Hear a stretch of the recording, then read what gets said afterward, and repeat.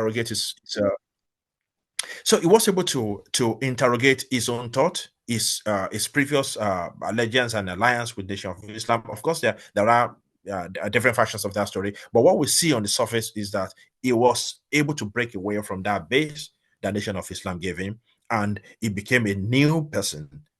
And then we saw the changes even in his principle, in his practice regarding the adoption of this was someone that says by every means necessary we must achieve a change. Then he became a more kind of peaceful person towards the end of his life. So he moved away from the Nation of Islam's separatist and anti-white ideology, developing a more inclusive, and I'll be talking about inclusivity very soon, developing a more inclusive universal perspective that recognizes the possibility of brotherhood between all races and sought to work for humanity and rights of people globally.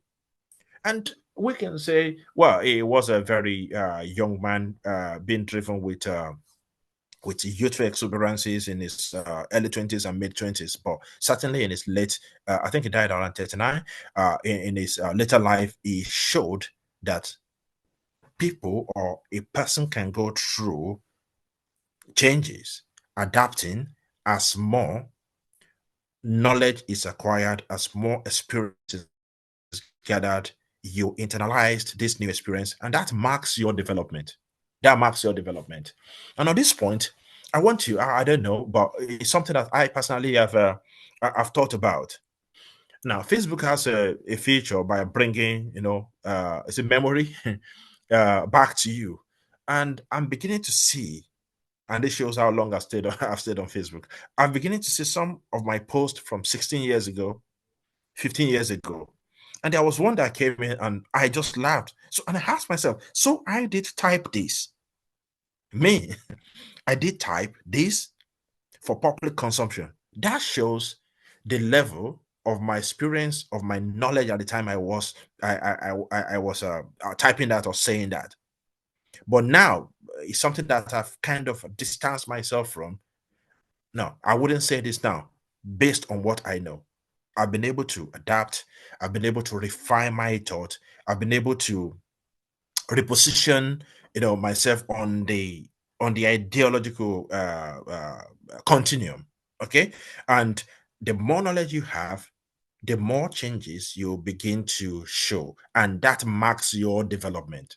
So it's even something to test or to measure whether you are developing as a leader of thought, whether your positions are shifting based on the exposures, based on the books you are reading, based on the people that you are interacting with.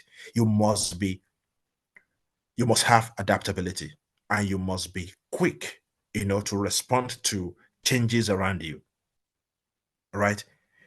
So if I move away from that point of adaptability and agility to the next point of inclusivity and diversity, as a leader in this time, in this century, the issues of inclusivity and diversity is a very important one.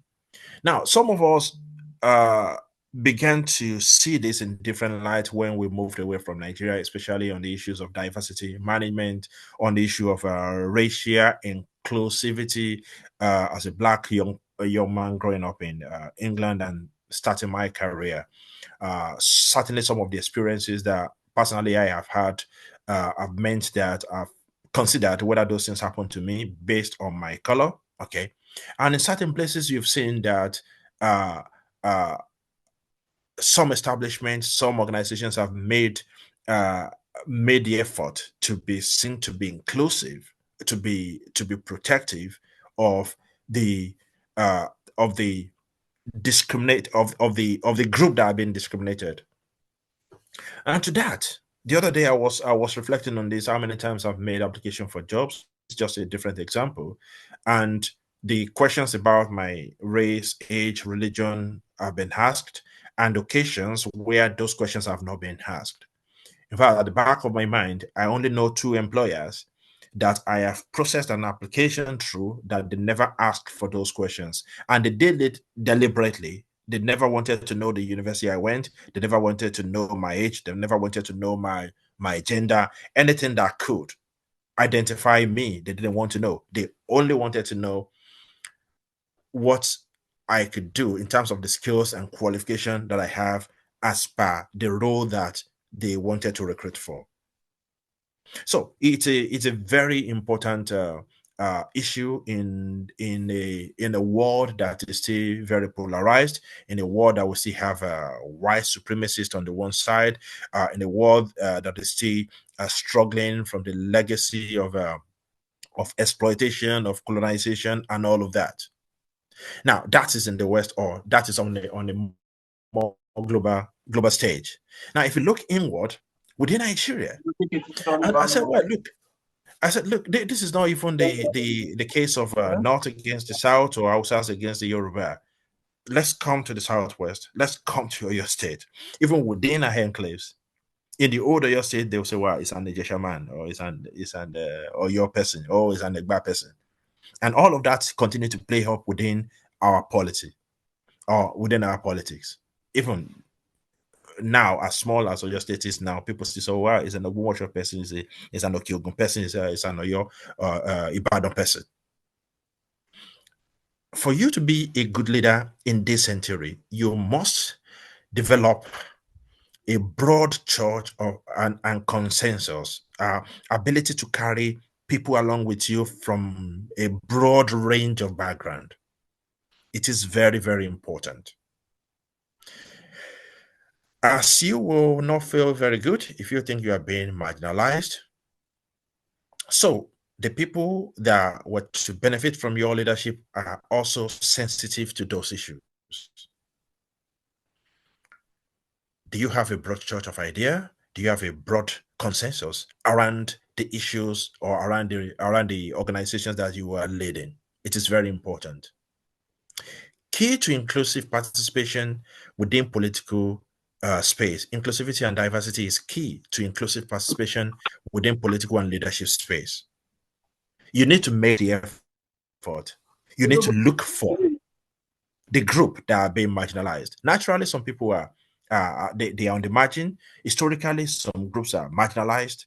If you want to be a good leader in this time, in fact, it is something that we preach, is something that a responsible leadership should be conscious of. Protect the voice and participation of others, particularly the vulnerable groups, particularly the groups that are historically exploited and being marginalized. And when we look around, we do see them. We do see them. Now, people can ask, when was the last time that Nigeria has a president from the East? What was the last time that someone from Okiogun became a governor in Oyo State? What was the last time that an Ife person was governor in Osun State? Or what was the last time that someone from Southern Kaduna became the governor in Kaduna State? These are very important things. When I was talking about empathy, I said you must understand the people that you lead to be able to lead them well. In the same way, we must be able to test the pulse of the group that we are leading and see whether we are protecting the voice and participation of others. Now, this is a personal declaration. I do not believe that somebody should be president because of their tribe or because of their religion. No, this person should be president because he has a capacity to be. But we also know that we have a very complex makeup in our workplaces. We have a very complex makeup in our national politics, to the point that the questions will be asked. Do you mean that there are no good people, there are no capable people, there are no qualified people from this area? So it becomes, I think, if I have to be honest with you, not that it is important in itself, but it constitutes distraction even to your leadership. When people then look at you, they look at the board that you are leading, and it's not reflecting the base, the base of the people of the organization that you are leading. It is a global issue, and it's also a national issue within the context of Nigeria. inclusivity, and diversity. How many of your friends are from, I mean, all of you that are here, or some of you that are here, I'm directing the questions to you here. How many of you have friends from other religious group? How many of you have friends across age distribution?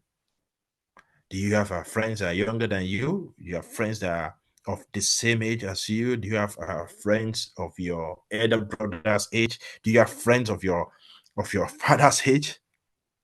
And how will you be able to exert your influence across this group of people?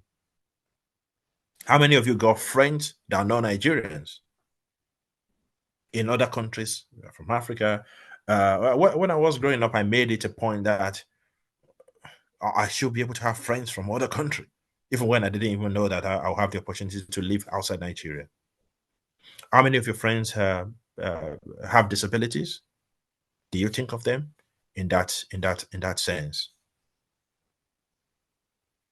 So, how then can you demonstrate inclusivity and diversity if you do not even, on a personal level, are open to relate with people from different kind of background? Do you want to be friends to just the rich people, or you also are conscious to be friends to the people that are not that so rich? So I'll draw on a political example again from Nigeria. Tinubu was able to bring this old national anthem back, though tribes and tongue may differ. Yes, tribes and tongue differ in Nigeria. But do you have handshake across the Niger? Do we have handshake across the River Benue? Or we are thinking in silos within our enclaves? So I'll draw from about three different legends. The first is the legend of Nadeko. Nadeko was the pan-democratic democracy organization that are credited for fighting, the military, and through their campaign and activity, brought about the transition from military rule to democracy or democratic rule in 1999. And when I began to study the group, I was because it was very easy to think it was all the Southwest project. Okay, I'm not taking the shine away from the effort and the significant and the great sacrifice that compatriots from Southwest of Nigeria played around that time. But if you look into the group very well, you would also discover that they were very inclusive in terms of tribes and tongues. And to me, I think that also meant that they were able to, that contributed to their success. Let me just put it that way. That also contributed to their success. So, whether you like it or not, the same Atiku Abubakar was part of Nadeko. Balarabe Musa was part of Nadeko, and these are Northerners. Jonah David Jang was part of Nadeko from the north. From the east, we have Nwanko, Rear Admiral Godwin Indobisikanu, Commodore Ebitukwe, Chukwemeka Eseve, Ralph Obiora, Chima Ubani, Olisa Agbakoba, and then, of course, the compassion from the southwest. So, looking at that group, they were able to be inclusive in terms of tribe and tongues, and this, to me, is the biggest, or is one of the biggest issue that is confronting our politics today. Well, if you remember the last presidential campaign, it became a very big talking point, and it's almost leading, certain agitations within the country. Then the legend of MKO himself. I mean, people will say whatever you think about the man, but we know that he was able to win in most of the areas of the country, and it's because of his reach. He actually reached out to different areas of the country. Now, when you think about the legend of the APC, and first in terms of Buhari's ability to work, across the Niger with the north and south, pulling their coalition together, and of course, Tinubu also came to benefit from that so-called inclusive idea. So all these are there as examples for us to see that you achieve so much more if you reach across the broad spectrum of the people. So I do not know the ideas you have, the aspiration you have as individuals in terms of your leadership dream, either within an organization or within the nation state. But for you to be very effective in this age, in this time, issues of inclusivity and diversity is very important. And that's one of the things that endeared me to this group. The other time I was asking people, where are you from? And I was able to see that reach. I wasn't going to say this, but I'm going to say it. You know, the people that are actually wrecking Nigeria, they also have this kind of spread. They're not just Christians or Muslims, or they're not just the Northerners or the Southerners. They are almost everywhere. They've come from everywhere. We just need to look at all the scandals that are broke and where they've come from. In fact, there was one that came from a very tiny village that you need microscope to to look for it. And by the time you heard the amount of money that this guy stole, I said, well, even from that very tiny corner of the country, that very little village is also represented.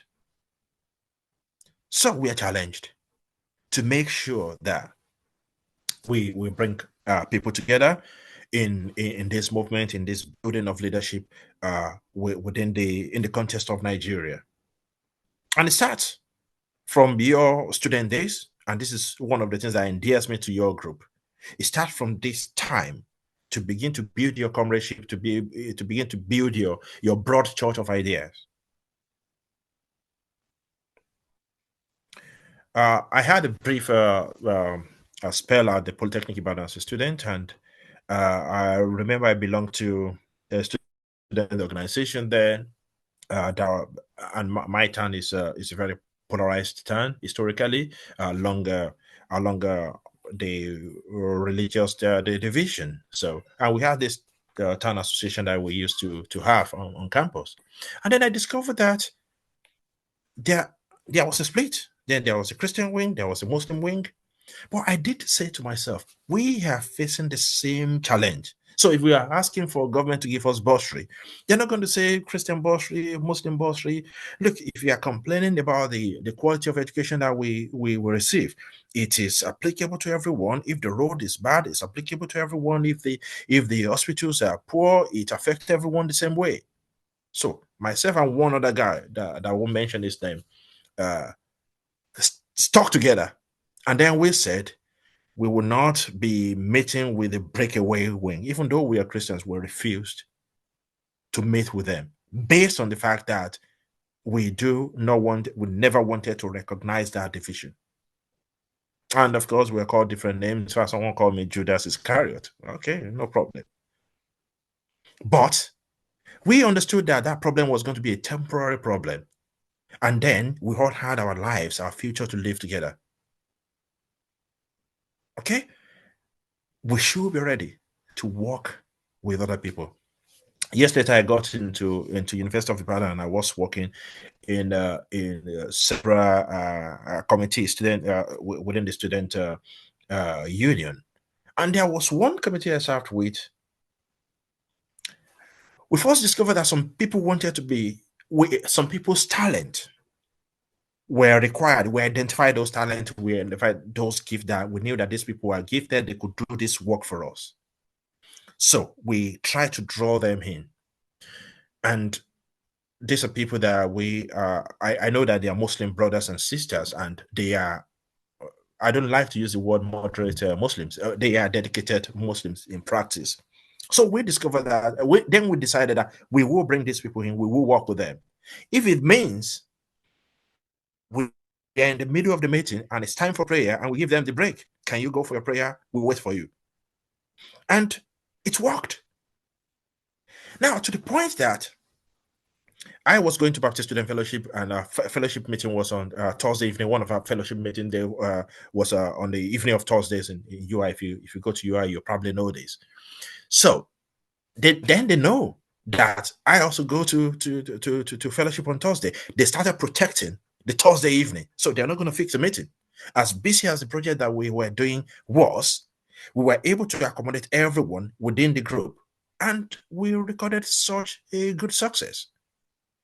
In fact, that little group was responsible for the reinstatement of the student union on campus after 5 years of being proscribed. And we were able to be that successful because we were ready to work together across the so-called religious. Diversity should be our strength. So if you want to be a good leader to be reckoned with, one of the features is that you must be able to extend your handshake across to the other side. Within Nigeria, across the River Niger, within your groups, across the religious group, I don't care. What is important is the collective idea, is the collective interest. You should be able to draw people together. And I like Martin Luther King Jr. One of his the phrases in his famous speech, "I have a dream," and I have a dream that one day children of former slaves and children of former slave owners will sit together on the round table of brotherhood. I have a dream. This also speaks to reconciliation. I don't know in which context you guys will be functioning, but also reconciling, bringing the sides together is very important. So I'm drawing from this example of Martin Luther and his philosophy of the dream of that inclusivity. Of course, he said a whole lot of good things. Another line from that speech is he has a dream that one day we will not be judged by the color of our skin or by the content of our character. I have a dream. It's a very excellent speech. I want you to go and read that speech again. But he was prepared to say, look, this is the dream that I have. Former slave owners and children of former slave owners and children of formerly enslaved people. I don't want to call people slaves, okay? Because they weren't slaves, they were not born slaves, okay? Children of formerly enslaved people will sit together at the round table of brotherhood. Parallax of inclusivity. What are the contention? What are the tensions? You will have difference of idea, difference of background, difference of ideology, yet you all have a stake. Are you prepared to bring them together? Of course, many reasons. Many people did not know that the greater Bola Ige was part of the people that wrote the constitution of the PDP. Now, let me say that again. Bola Ige was among the people that wrote the constitution of the PDP. The same Bola Ige. But something happened. Among other things, they pulled out of the PDP to go and form the Alliance for Democracy. And one of the issues that we saw on the surface at the time was that they were not ready to work with the so-called former tyrant, especially the former military actors and players in Nigeria. And when you look at the PDP and you look at the AD, that marked a key difference in the formation, in the fabric of the party. And I can tell you that PDP was stronger in that time than the AD. And in my own analysis, I attribute it to the ability of the PDP at that point in time to be broad church. And now you can say, okay, both the thieves and the bandits and everything came in together. But exactly, that is the parallax of inclusivity. Those are the tensions that are associated with the ideas of inclusivity. And this is why leadership business is not just for a novice. You must be able to know how to manage two conflicting sides, a group of people that are inherently exhibiting tensions against each other, because that's who a leader is. So back to the examples of Igays and the Obasanjos, we knew what happened in the end. Ige and Ede refused to do business with the former military boys. And of course, we knew how it turned. They didn't last 2 elections, to be honest with you, apart from Lagos that was retained.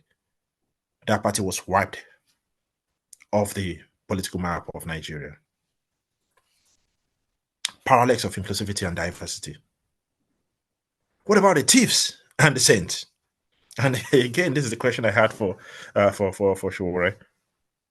So there's no way we can move from insanity to sanity in one election. There's no way we can move from corruption to no corruption in one general election.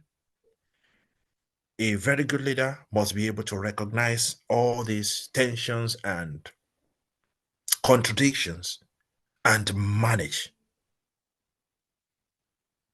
Remember, I've just spoken about your ability to be flexible, to adapt, and to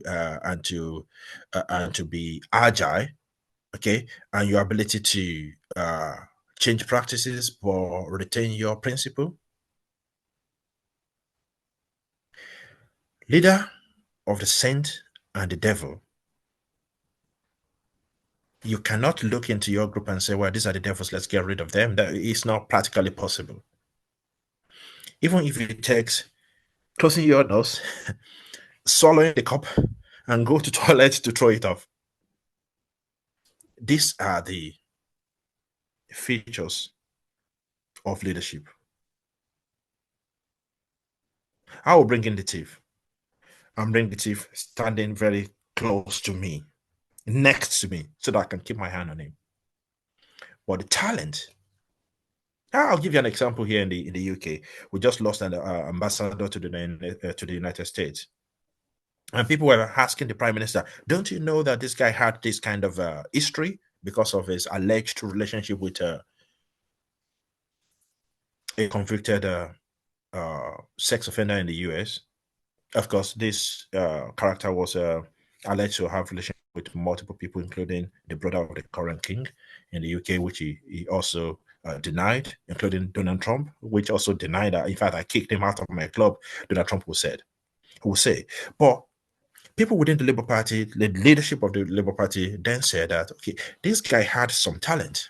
We needed him to do deal with Donald Trump. We needed him to do trade deal for England or for the UK. At that point in time, is one of the few that had the talent to do that job. So we have to bring him in. Of course, for political exigencies, he had to be sacrificed. Just this week that ended. You must be leader on both the saint and the devil. And I think this is one of the challenge of the progressives in the current Nigerian leadership and political space. Some people will say, oh, never over my dead body. Myself and those people will sit in the same room. It's a tension within the ideas of inclusivity.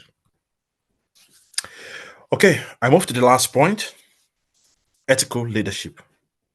Ethical leadership. So in the context of all of this, what is ethical? This is a very contentious concept. What is right to you may not be right to me.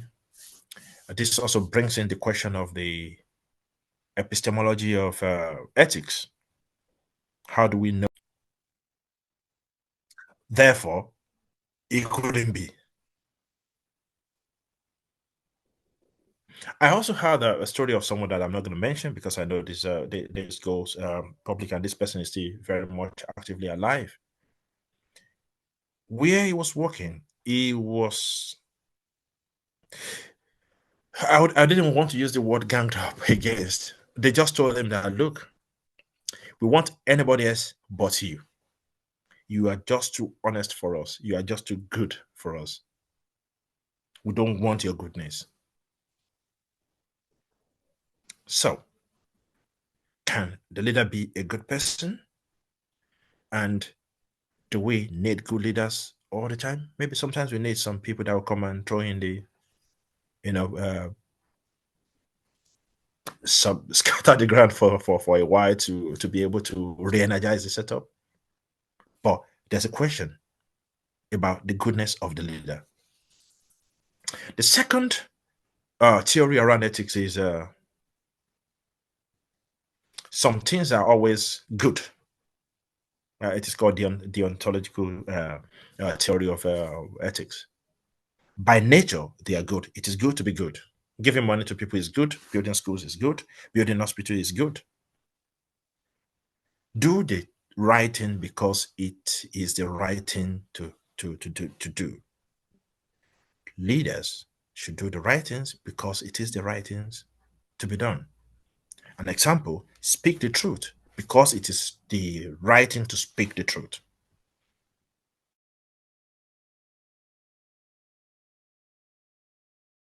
So, regardless of what is happening, of course, you and I know that sometimes and this might sound a little bit controversial,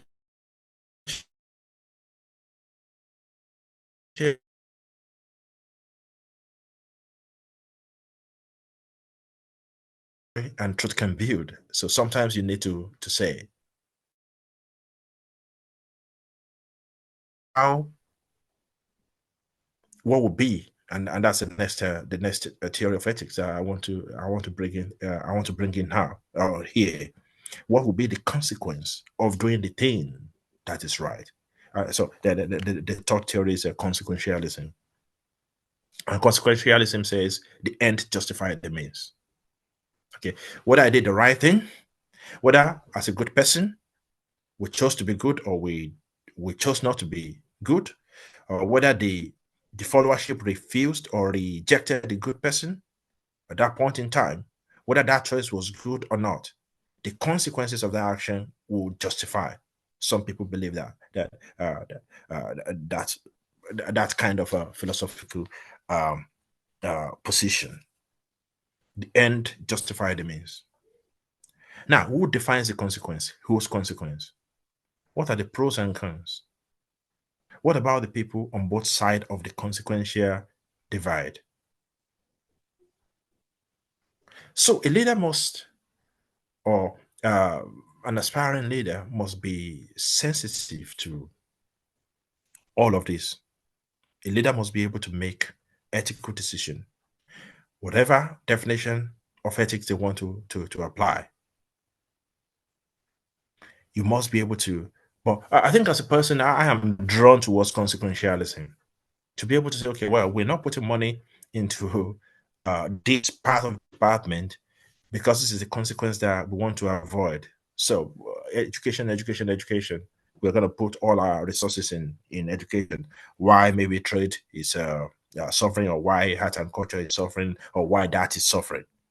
Because the consequence of this is that 5 years time, 10 years time, these are the benefit of this, which will outweigh the other. So a leader must be able to exhibit great judgment around ethical decisions.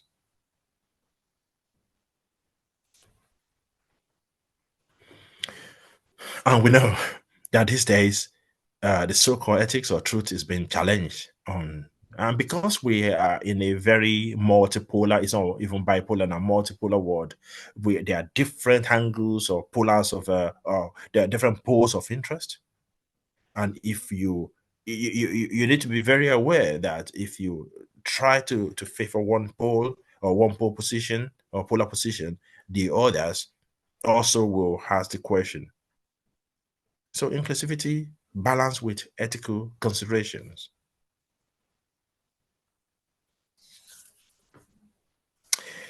Seeking today's win without compromising the wins of tomorrow. And this is where you begin to then interrogate your own thoughts. So what can we do today that moves us forward without uh, without jeopardizing uh, our our progress of tomorrow.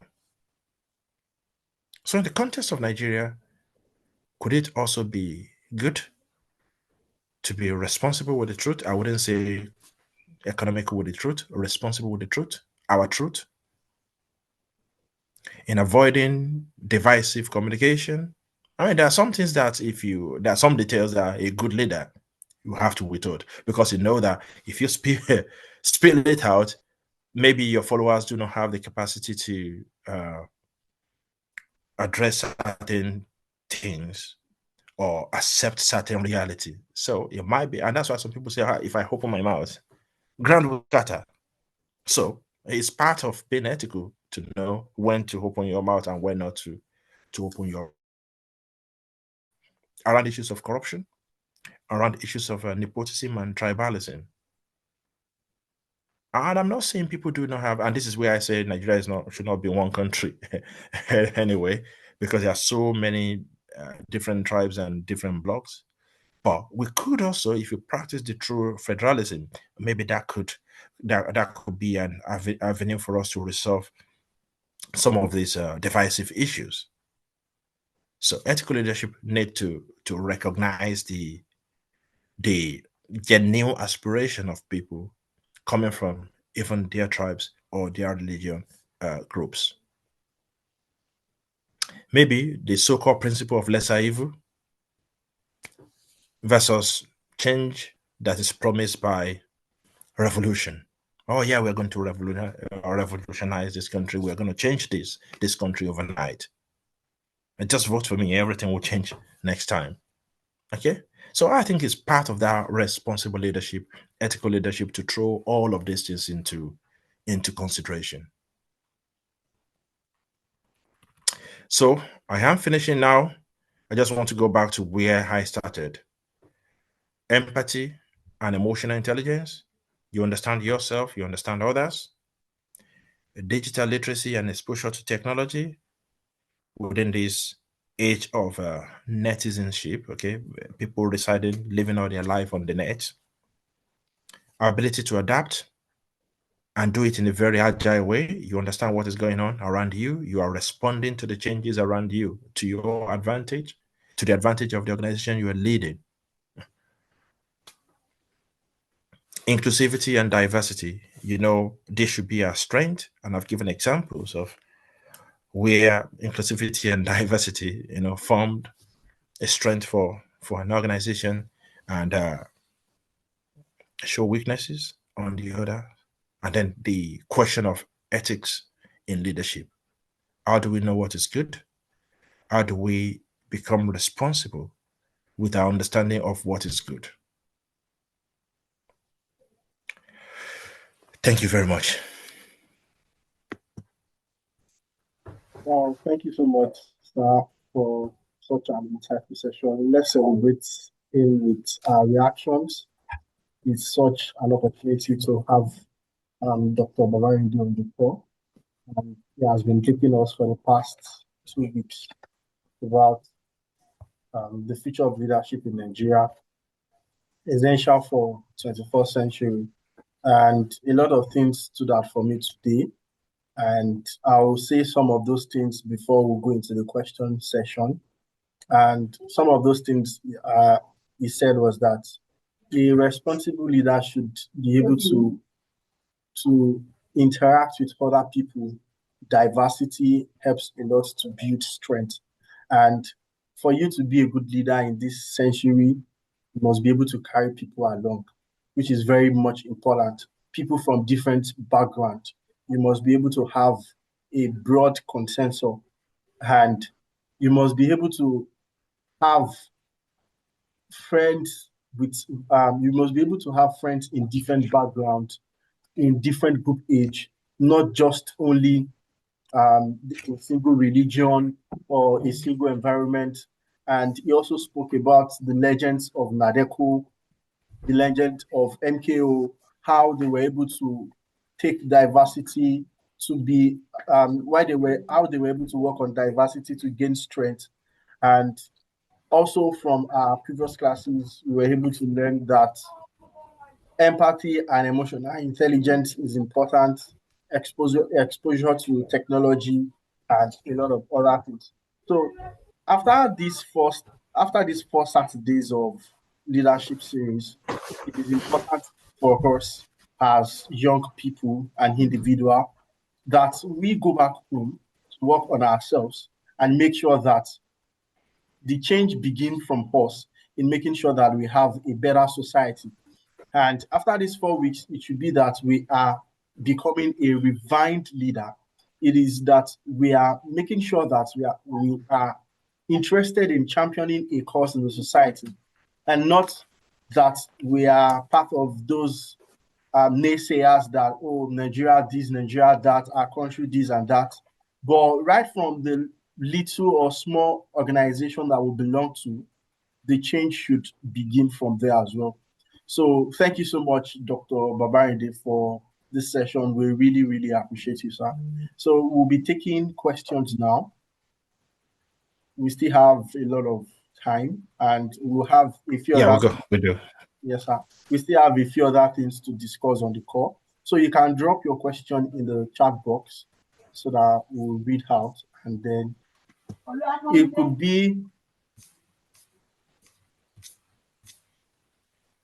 it could be questions from the last classes in the last week, or that you were not able to ask in the last class. So just type them in the chat box so that we'll read them out. Or it could be question that is starting, that is from today's session. And it could be that, okay, you don't have understanding about a particular thing and you want to gain more knowledge about it. So you can hack your and it could also be a reaction, because that is very important. If you think, oh, well, I've got a diversity of thought and ideas, are also welcome. Yes, sir.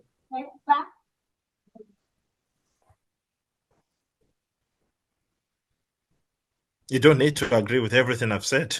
Okay, so you can bring up some of your ideas if you see it differently, and we all learn together.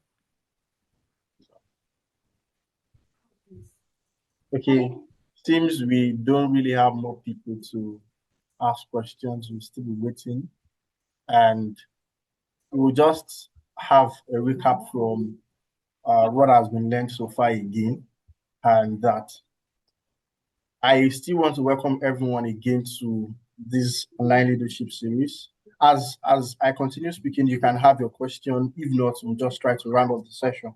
So it's the Intelligentsia Leadership Foundation online leadership series.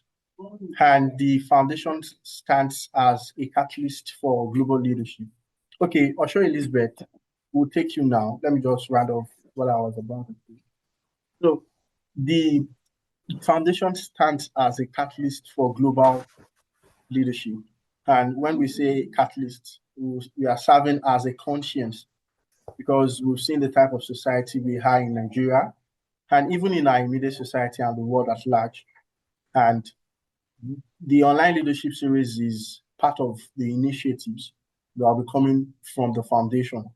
The foundation has a broad vision. The foundation has a wide range, but one of the units is the online leadership series.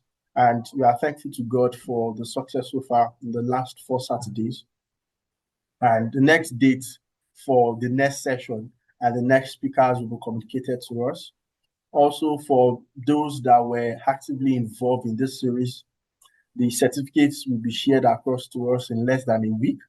And then we can share our thoughts, what we learned from the session, and our certificates. You can take screenshots of this session too, post on your social media, on your Facebook, Twitter, and Instagram for now, so that you can tell the world what you've learned. And it's not that there is a particular thing going on that you post on social media and you just have a few likes, or when you get to LinkedIn, you see different person, I'm thrilled to do this, I'm thrilled to do that. And you feel intimidated that, oh, you're having a small like or no comment at all. You don't have to mind that, because you might not even know who is watching, because it may just be that you are making a post, you feel no one is observing you. But it can just be someone will just hit you up through a direct message that, oh, I've been following your work, this and that, or an opportunity that comes up as a result of what you posted. So aside what we're saying on this online leadership series, just try as much as possible to not be intimidated by, oh, I made a post and then I'm not getting engagement. So most likely we'll be announcing the dates when the certificates will be out, and when we would post across all social media, the hashtag we'll use, and the handles of our speakers, and how we'll tag them. And then in the successive months, starting from October, we intend to scale off in starting up or launching clubs across our universities in Nigeria. And we'll be starting with Obafemi Awolowo University for the start. We are working to make sure that we'll start in the Federal University of Technology, Akure, the University of Lagos, Ladoke Akintola University of Ogbomoso, in the starting from 2026, and to other universities in Nigeria. And currently we are working on a strategy to have a club in Turkey as well, of like-minded people and leadership enthusiasts. So when the time comes for the recruitment exercise in each of the universities, do well to fill up the form so that you'll be a part of this great thing. And we'll have general assemblies in our club meetings, where we'll have different ideological groups, where we'll be talking about leadership in Nigeria and the state of leadership in Nigeria, how we intend to move forward. And some of the resolutions that we have from our general assemblies, we intend to publish them and to serve as advisors to governments in the coming days. And the foundation also intends to serve as a platform. Please, can you mute your microphone? Thank you so much. So we intend to serve as a platform whereby we'll call hearing governments to order and make sure that Nigeria gets better and the voice of the youth are being heard in the society. So it's not just about the leadership series. It's not just about we trying to chase the crowds or number of people. We had over 320 people applying for this session. And so far, we've had an average of, let's say, 60% to join the club. So it's a matter of interest. It's a matter of people who are eager to make sure that there is a change in the country. So before we continue, we would like to take Osho Elizabeth. She raised her hand the other time. So let's take you to ask your question or your contribution or observation.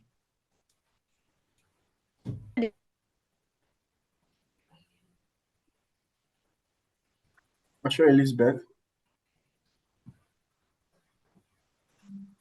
Okay. So let's go to the chat. We can hear you. Hello? Can you hear me, sir? Yes, we can hear you. Yes. Okay, good evening, sir. Good evening, everyone. I want to use this medium to appreciate you, sir, and to our great man for this privilege you've given us. I didn't take this privilege for granted because I've been in this particular like when I say this particular short program that you've done for us since day one. I've learned a lot. I've learned a lot about this because I actually lead some people, and this particular training I've gotten so far from this training class was such an impressive one for me, because anytime I do see myself, I do tell other people about some of the things you've taught us, and I've learned a lot about it. So my question, I have two questions to ask, sir. The first one is, how do we handle situation where people expect us to show favoritism? Can you hear my question, sir? Yes, I do. Yes. Okay, so how can we handle a situation where people expect us to show favoritism? And the second one is that, how do we measure success in leadership? Is it by results, or by people, or by impact? That is my question, sir. Thank you, sir. Okay. Yeah, thank you for your comment and your observation in terms of and admonition as well. And I'm very delighted that you found this session and the other ones you have attended very useful. So I'll start by the second question. How do we judge or assess the success of leadership? First, or well, by many measures. The first measure is when you were starting out, what was the objective? Okay. Some people will say this organization, the leadership at this stage, our objective is to grow the membership, maybe from 50 to 500. Okay. And you can turn around one day and say, yeah, here's your 500 people, go. Okay. I've achieved my aims. Sometimes it could be about the impact, certain well-defined impact. But the trouble with assessment is that we do not have clearly stated objectives from the beginning. So when we then get to the end of our terms and the end of our tenures, we struggle to actually measure what we have done. And it's a bit like when they are coming around canvassing for vote. Some of them, practically, they are not promising anything. Okay? And at the end of 4 years or 8 years, they don't owe you anything. Okay, because it wasn't well defined at the beginning. And that is why when you are campaigning or contesting for, they said, come for your manifesto. And a very good leader will keep the manifesto statement in front of him every day and should be very bold in communicating it. I promise you 4 things. In the middle of my tenure, I've achieved all the 4. So, bravo. Okay, so that's one thing. I know that there are some other things that are, I should call them the cosmetics. Okay, it's very difficult to put a finger on them. Maybe the lack of crisis within your tenure or in your tenure, or maybe everybody liked everybody within the tenure. People attend all the programs that you called for when you called for meetings. Those are soft measures. Okay, and they are also very important. Okay, but to me, what I would say is that the most important thing are the objectives that you set forward at the beginning to say, well, this is what we want to achieve, and you will guide yourself through all the time you spend in office by making sure that you're able to deliver. Of course, we know that things change. When things change, then like Boris Johnson was saying, when I became prime minister, nobody told me there will be COVID. Okay, and then COVID then set a new agenda for me. Okay, that meant I had to change my chancellor and all of that, change my budget, do all of that. So in being agile, responding to changes around you, you should still be able to demonstrate how the original goals were achieved, and the challenges that you never planned for when they arose, how you were able to navigate the organization through that. So I think that's one of the ways of measuring or assessing the success of leadership. It also depends on the context of the organization. All right. So I'm sorry if I've not been able to say this is 1, 2, 3, but I think in principle, your promise, what you promise the organization, is very important that you keep the promises. And if the needs of the organization change during the time of your leadership, you switch to be able to accommodate those needs and make sure they are delivered. Now, the first part of the question is, how do we? Can you remind me the first part of the question? I said that. How do we handle a situation where people expect us to show our favoritism? Okay. Yes. It's a very interesting thing, because people think especially in Yoruba. So I'm only using Yoruba way because I'm Yoruba, not because Yoruba way is the best way. Okay. The proverb says, even if you give a madman the hoe to weed or to cultivate, he will pull the hoe towards himself. That is what people expect. Okay. And there are, and we also need to understand the aspiration of people around this. Okay, we should not be naive. Everybody is struggling. Then suddenly you have a senator from your family in Abuja, and then this senator is beginning to employ personal assistant and this and this and that. People think, oh, well, family members should be there. Okay, now a leader must be able to balance those expectations. Okay, with the ethics of inclusivity, openness, and all of that. So if you have people within your group that you think, well, they just make sure that it is represented. There's a fair representation, so that people from you or your block also will feel like, okay, well, this guy did not just neglect us. remember the aspiration and their demand is also legitimate, okay?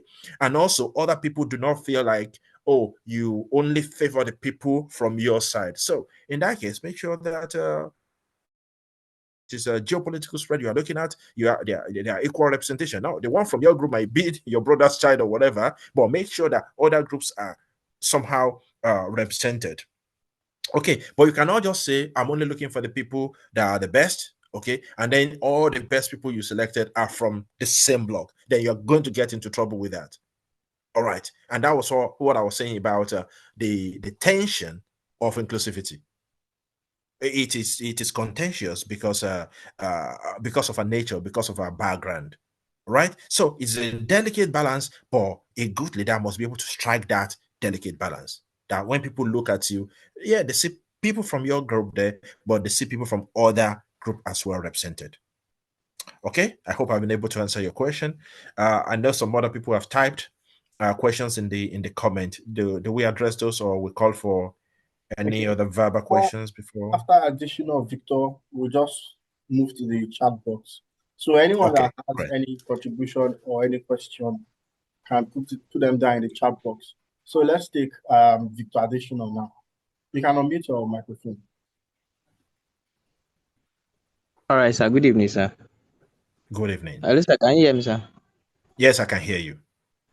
Okay, sir. All right. Good evening. All right, sir. Good evening, sir. I thank you for the privilege that you have given to us to share thoughts with us, to share how leadership can actually be for us. Now, I want to ask a question that I'm a student representative, whereby I'm representing a class of a student, and I know that I also have other leaders in that sense that are in higher position than me in the representative council. So now my class is demanding something from the student representative, from the main body of the student representative, which we know is our right actually. But the student representative are not ready to do it for us. And the only way we can get that is actually maybe turning it to something that we have to protest or something like that. And I don't want that to happen. So what can I do in that situation whereby I don't want to offend my the student I'm representing? Okay. All right. I think I got the question. So you don't want it to become gidigbo gidigbo or aluta aluta or whatever you want to call it. Okay. But at the same time, you want to protect the interest of the group. Now, usually we look at the structure of the institutions that you're part of. How does the council formulate the agenda for the year in terms of budgeting? Because those are the key things that you need to look at. Okay, so at the beginning of the financial year of the organization, do they have budgeting procedure? If at that point in time, then they speak to all the constituency, what are our needs? Okay, and then you're able to say, okay, from my constituency, this is what we want, and then all that. At that point, you use your avenue to listen to the demands of all the constituency, and then it comes to the center. And at the center, then you go through the process of budgeting and allocation. If you can demonstrate to your people, the people you are leading, that look, this is the process that we have in place, and I follow the process, and we're sorry that it's not everyone that can be addressed. Maybe next semester this will be done, or maybe next section yours will be number 1 or number 2 on the agenda. Those are the institutionalized process of dealing with something like this within a pseudo parliamentary setting, in that sense. Now, so what was your own internal procedure for this, and did you follow it? Now, if you thought you follow your internal procedure for raising a demand and it wasn't followed, okay, again, within that structure, there will be ways of raising grievances, okay? And do you follow that? So you just tell your people, okay, maybe you write by the way of petition, what are the ways that are acceptable, legal, lawful way of pursuing that grievance, then you follow that. For certain, I am not in favor of violent protest. I believe protest is a student right, and this is what I used to say to them. I live in Melambi Hall, then I speak to the Tether people because they are neighbor to us. I say, well, Tether right, your hall is stinking, dirty, whatever it is that we want to have a jibe at them. But if you want the school to fix it, you don't burn it down. Okay, in protest, we're going to burn the school down in protest so that the school can build a new structure. We know that that is nonsensical. So within the legal and lawful means of protesting, writing a petition, it could be inviting people to the floor of the member to voice their opinion. It could be okay, but do not be seen not to be responding to the need of your people, and also do not be seen to be leading your people to do something that is against the law. Because at the end of the day, I mean, we had issues where someone slapped the vice chancellor, and I said yes. If my dad was a vice chancellor and you slap my dad, you should be in jail for the rest of your life. You will never graduate from this school. That is a bridge too far. Okay, we carry placards, but we will never get to the point of slapping a lecturer or locking him up in the toilet, forever, as the case may be. So those are the excesses that we need to also curb. I can sue the dean or the vice chancellor, but I would never go and slap a vice chancellor. So look for the very democratic, lawful, and legal means of raising those grievances, but follow the processes within the organization first. Okay. Yeah, okay. Thank you for that question. So David, do you want to go to the ones that are typed? Okay. Yes, sir. There are quite a few of them. From Goodness Uluwasusi says, "Good evening, sir. About ethical leadership, I'm not very clear about it. How do you balance the ethical tension and differences coming from your followers and even mentors?" Okay. You see, the first thing is yourself, make yourself known. People will know you for certain principles. Okay, they know what you can do, what you will not do. Behind you, people can predict you to say, well, he will never do this, he will never say that, he will never agree to that. All that are good, but there will be situations where there will be open tension. Okay, it could be ethical tension. Oh, you are serving with within organizations, some people have some funny ideas, you don't subscribe to those ideas, and then you need to make it clear to say, well, look, I've looked at this on the balance of probability. I think this is negative. The consequences of this will be grave. I think the consequences, the benefit of if I bent to your request or to your needs or to your agitation, the consequences of this is huge. Now, there are different courses of action. Try to persuade them to see this is the reason why I cannot do what you want me to do, or this is the reason why we should not do what you want us to do. Okay, but at the same time, unfortunately, this is the one of the tyranny of democracy. So, if it is the democratic consensus that a certain action is taken, but you can still accommodate that. I've been in a meeting where I put up my mind that personally I do not agree with this, but if it is a collective decision, so be it. Okay. So, and the time will come that they will come around and say, well, and he was warning us, or you warned us, or you warned us, or you warned us. So the battle is not just one day battle. Okay, it takes time. So if you don't win on that day, there might be another day that people come to say, well, we recognize your point. We should have listened to you. But if you have given up and you lost your own voice, you lost your own principle, and then you become like them. You become like them. Again, I remember I served in the committee, money was involved. People had an idea of what to do with the money. I had an idea of what to do with the money, and I thought that finished.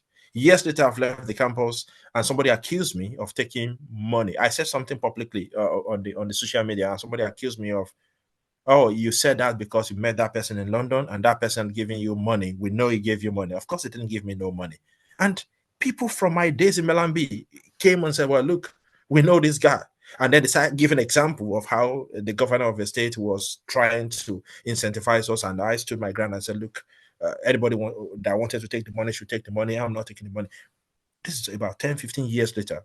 Okay, so there will be situations where there are differences, and you thought, okay, maybe people have walked away from organizations based on their conscience to say, well, I'm not doing this because it is against my conscience. So find the balance that will not sacrifice your future for a decision that you are taking today. So that is what. But the tension you can't shy away from. You can't prevent it. The tension will always be there. Yes, sir. Thank you so much. I think we can move to the next question. Yeah. Yes, sir. We have a question from Powell Tayo. Says, good evening, sir. Regarding ethical leadership, I am not very clear about it. How do you balance the ethical tensions and differences coming from your followers? Okay, that's from goodness. Okay, for all your says, good evening, sir. Regarding ethical leadership, what are some common ethical challenges that leaders face, and how can they be addressed? Oh, thank you. First is your personal conflict. Okay, within you. This is who I am. I will never be part of this. I will never do this. Okay, and it's very important that you do not lose your standing. You do not lose your personality. You do not lose your principle. Remember, I said that in being flexible and adapting to change, practices may change, but your principle there should be permanence of principle. Okay, people should know you for who you are. So those are the personal tensions, and you need to strike the balance. Okay, I'm not saying that you should condone and say, well, people can steal if they want to steal, or people can lie if they want to lie. People can do all sorts of this if they want to. It starts from you making your own position known and clear that, look, this is what I stand for, and I'm not ready to become like that. However, am I going to walk away from that table? Am I going to pull away with my ragtag at me and carrying placard and shouting by the by the roadside when I had an opportunity to still be at the table and be a more credible voice inside rather than outside? Those are the delicate balance that you need to, and without mentioning names, you probably know who I'm insinuating. You cannot be moving from one courtroom to another courtroom every now and then. Okay, time will come that you need to move into the chamber. It's you need to strike that balance to say, okay, well, maybe it is time now to actually seek a ticket from a credible not credible party, but from a viable from a viable party. And then when I get inside, I will still be able to carry this work forward in the interest of your principle. There are some compromises that you can make to kind of safeguard and protect even your interest in without committing political suicide, as it were. So it determines a very delicate balance, really. It is not going to be easy, okay, because some people have taken decision and they've gone down forever with it, okay. And you look at it, well, you want to stand in front of a moving train, you are crushed, then the train is not stopped, then you have come to a sudden end. Then what will people really remember you for? So in the interest of those concerns that you have, maybe you let something slide at that point in time, because you win some, you lose some. They will say Mojamusa. So it requires a very delicate balance. It is challenging, okay, but I would say you still need to be able to not lose your ground in the midst of all of that. Keep your principle and make sure that the permanence of interest is protected. Yeah, thank you so much, sir, for that great answer. Then we move to the next question. It says also, how can leaders balance stability and flexibility in their decision making? Okay, thank you. There are some things that will never change. There are some things that are changeable. Some things are non-negotiable. Some things are negotiable. Okay, and that is how you strike the balance. Okay, if I'm going to do something that I know that this is a suicide for me, nobody will hear my name forever. Okay, and that is reality. Does it what is it what the sacrifice? Those are the questions that you'll be asking yourself. There are some things that will never change. There are some things that should change with time, and even some of these ideas that we talk about. And I still believe that maybe Podage shouldn't have left the PDP. I still try to entertain that. So what if it stayed within them, maybe was able to. I mean, it was even strong for him to come from the opposition and become a minister, in the same government immediate. Yeah, I mean, at the time, but maybe some compromises at lesser level, the principle of a lesser evil, I normally call it. So otherwise, you cannot, and that's why I say you cannot go from thief today and saint tomorrow. That is the reality of what we are dealing with. So it requires that delicate balance. You know some things that will never change, and you know some things that you can trade, some things that you can be flexible about. You can be flexible about the approach, but keep the principle. Otherwise, it becomes polarized forever, and we know that politics is a game of consensus, it's a game of number, and there's no majority of one. Yes, sir. Thank you so much, sir. And I think that's all for the questions. So, if peradventure you couldn't write your attendance before earlier on when we started, please do so to write your attendance, as we'll be using them to collate all the certificates. And we really want to appreciate everyone for being on this call, trying to learn about what the right and ethical leadership should be in the 21st century. And it's been such an awesome time, from Reverend John Jinka Adepoju to our guest for today, Dr. Ibikunolu Babarinde.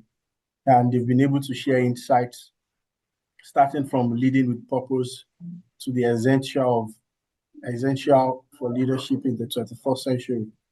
And I believe we have learned one thing or the other. So before we take the closing remark from our guest, and before we round off our session, the 4-week series on leadership, I just want to appreciate everyone once again.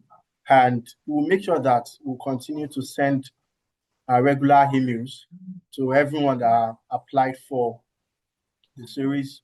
We've been sending over 315 emails in intervals when we have meetings, and then all resource materials from Reverend Jinka Adepoju. We've sent them to our WhatsApp group and to the email, and also the recording of the second day and the third day of the session has been uploaded to our YouTube channel. We've shared the link to your email. The recording for today and the first day will also be uploaded to our YouTube, and we share the link across. And if you're also joining, we would inform you about the dates when we'll make a post and the hashtag those we need to tag, and what you learned from today's session and the 4 weeks. So you can take screenshots, you can post on your LinkedIn, you can post on other social media, but most importantly for now, Facebook, Twitter, and Instagram. And the name is the Intelligentsia Leadership Foundation across all platforms. So we would like to take a closing remark from our guest, and also the online leadership series group will be dissolved in 2 weeks' time, and we'll share the group link of the major group link for the online community that we've had a lot of people on there. So we'll share the link to the group so that you can join the major community. So, Dr. Babarinde, sir. Thank you again for this opportunity, and I just want to say something to you. The future of this country rests on your shoulder. I know that sounds like a cliche, but it does. Okay. Some of us, our time is past. In fact, let me say that, and I don't say that lightly. Okay. You, the future belongs to you. In that sense, you got more gas in your tank than some of us have. Please make it count. Make the most of it. And promise yourself that. I will not give up, on the community, on the society. I'll play my role within the society when the opportunity comes, because it's very important. And also, I will not show apathy to politics, because that's another thing that some of us are guilty of, including me. Okay, I wish I had this mindset that I have today, some 10 years ago. Okay, because I was one of those people that would say, "Oh no, I'm not gonna be on the same." In fact, something that kept me away from politics is the issue of who will be my comrade. But I later got to understand, and as reflected in what I taught today, that there's no way that I will not sit in the same room with thieves and bandits and and whatever for the in the sake of politics. So I know the conflicting the sources of conflict for us usually is our religious convictions, spiritual convictions, but we also need to demonstrate some some understanding on how to manage both our core principle, okay, and how to navigate, the minefield that the moral minefield, the ethical minefield that we will be working on. Please do not chicken out. Don't stand on the sideline. Don't push yourself onto the sideline, and don't be pushed to the sidelines, even by your own conviction, but strive to be able to hold your seat in the room, okay, on the same table, with the people that you think you are very much opposed to. And I know that the story of your generation will be different from hers. Yes, sir. Thank you so much. I really appreciate you. It's been such an awesome time together with you. And we look forward to having you in some of our future activities and even having you as a mentor in some of our clubs, the universities With pressure. across Nigeria and across the world. And to everyone that have been able to stay with us to the end, really appreciate you. It's been a great ride so far. The 4 Saturdays. It hasn't been easy, trying to jot two other activities together. And I wasn't able to join the call early because I was stuck in Lagos traffic. I just had to manage to make sure that this is something that is very important for us to have. And I really appreciate everyone. And I wish us a better country. And I believe in us. I believe Nigeria can get better. I believe Nigeria is getting better in our hands. And I believe that the dreams and aspiration and the greatness that has been conceived generations before us will be fulfilled in our own lifetime. Thank you so much, everyone. Until the next time that we're meeting. Yeah. Bye. Okay. Yeah. Bye, everyone.